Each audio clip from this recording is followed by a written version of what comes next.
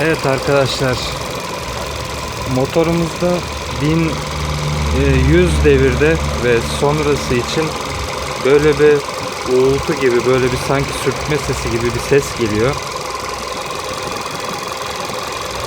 Yarın bakalım, servise götüreceğim. Ne diyecekler? Sizin de bildikleriniz varsa yorumlara yazabilirsiniz. Normalde de çalışma şekli bu.